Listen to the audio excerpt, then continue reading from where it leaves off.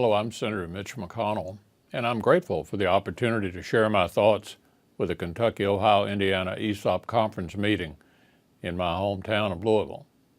Kentucky has a strong tradition of employee-owned companies through the ESOP model, with over 100 private ESOP companies employing more than 24,000 employee owners. I've been fortunate to visit with many of these employees and see firsthand what these companies bring to the economic well-being of the Commonwealth.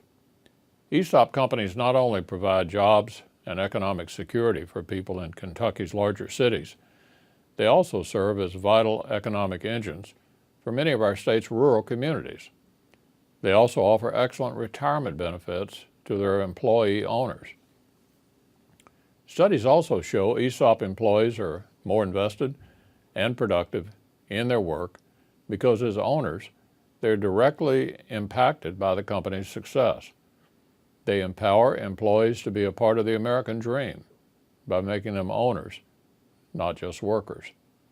Unfortunately, despite this success, the Obama administration has taken a hostile position against these companies over the past 3 years. The Department of Labor has proposed a rule which would make appraisers of ESOP stock fiduciaries to the ESOP trust.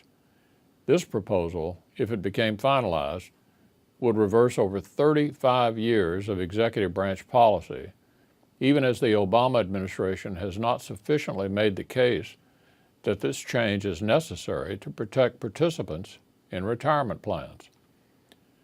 Finalizing the rule as it has currently been drafted may mean that valuation firms in the country would stop valuing ESOPs due to increased liability, making it very difficult for ESOP companies to comply with federal law and perhaps forcing some to close their doors. This is why I joined Senator Kelly Ayotte of New Hampshire in proposing a bill to prevent this rule from taking place. Senator Ayotte and I have also made this appeal directly to the Department of Labor by sending a letter to Secretary Perez on this matter.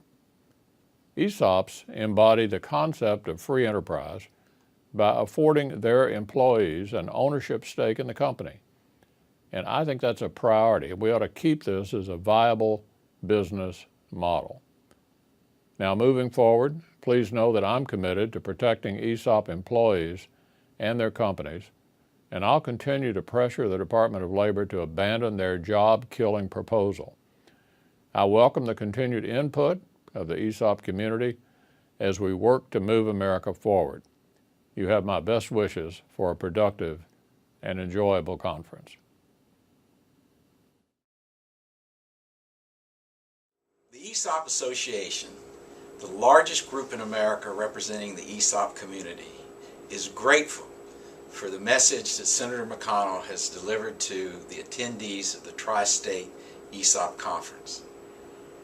The ESOP Association is a tax-exempt organization which under federal law can participate in our nation's process of electing people to federal office. The ESOP Association is aware that many Americans have a great disdain for the men and women serving in our Congress. I don't share that disdain, but I do have some disdain for those men and women in Congress who pat people on the back, tell them with a smile, I'm for you, I'm with you, and then we don't see anything that indicates that they are publicly, specifically helping advance our beliefs in employee ownership through ESOPs. We ask that the men and women that we call ESOP champions do something publicly, on the record, in support of ESOP creation and operation. Senator McConnell has been openly supporting ESOP with his actions and urging his colleagues to be supportive of ESOPs. And Senator McConnell is not a Janie or Johnny come lately to the ESOP cause. He has been far openly, publicly doing things in support of ESOPs for many years. And for this we're grateful. We're grateful that he is there helping advance ESOPs.